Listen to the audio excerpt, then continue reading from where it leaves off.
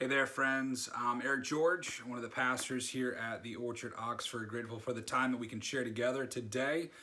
And big accomplishment. We have landed the plane. We are done in the book of Exodus today in chapters 39 and 40. So what do we find here in these last couple chapters is Moses has to finish up a couple jobs that he has that he's entrusted to finish the tabernacle.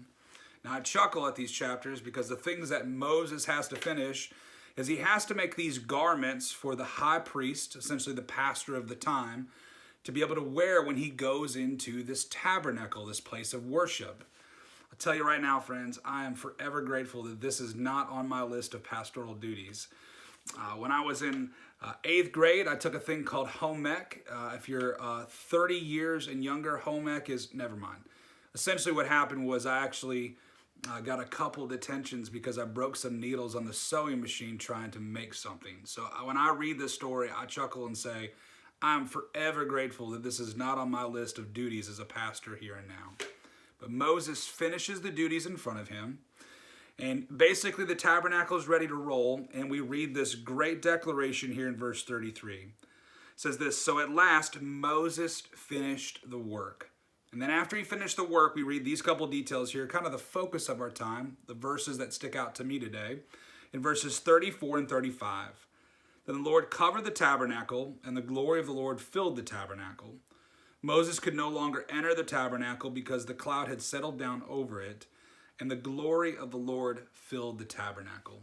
A couple observations. First thing is this, is that in all of this, Moses doesn't get the credit, but rather God does. One of the lines that's on repeat in those two verses is that the glory of the Lord filled the tabernacle. In all of life, every opportunity that's set before us, we would hope and pray that God gets all the credit for the things that he makes. God is this creator, he's the designer, and with down to everything, including the garments that Moses makes, God wants to get all the glory.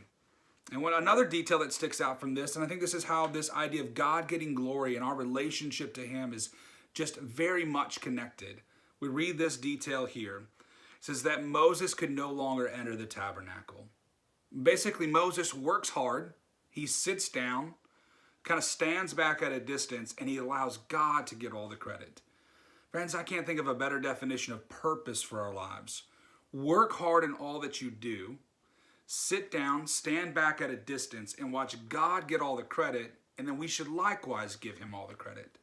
When I think about the story of Moses, I think about another modern day Moses. Some of you maybe have not heard of this gentleman's name. His name's Gary Haugen. And Gary is kind of the founder and the president of an organization called IJM, International Justice Mission. And in Gary's lifetime, he's had tons of opportunities to see probably big time wins happen for the kingdom of Christ. Thousands upon thousands of kids in his organization have been removed from areas around the globe that have forced slavery or sex trafficking. And Gary's a pretty well-known speaker. He's great at what he does. But you'll see this unique thing that he does that I love. Every time he speaks in public, after the audience gives him an applause that he rightfully deserves, you'll see Gary turn to the side. And it's an intentional movement on his part. What he wants to see happen is that he moves to the side and he allows literally all the applause to go right past him to the one who rightfully deserves it, and that's Jesus. Moses, Gary Haugen, us, we all get the same option. We can work hard, we can stand back at a distance, and when the applause starts coming, hey, let the glory of the Lord fill the tabernacle, the temple of our lives, go right past us and give Jesus all the credit. Grateful for our time together today. Friends, big win today for you to finish in Exodus 39 and 40. Keep reading, for this word is the thing that continues to change you. We'll see you. Thanks.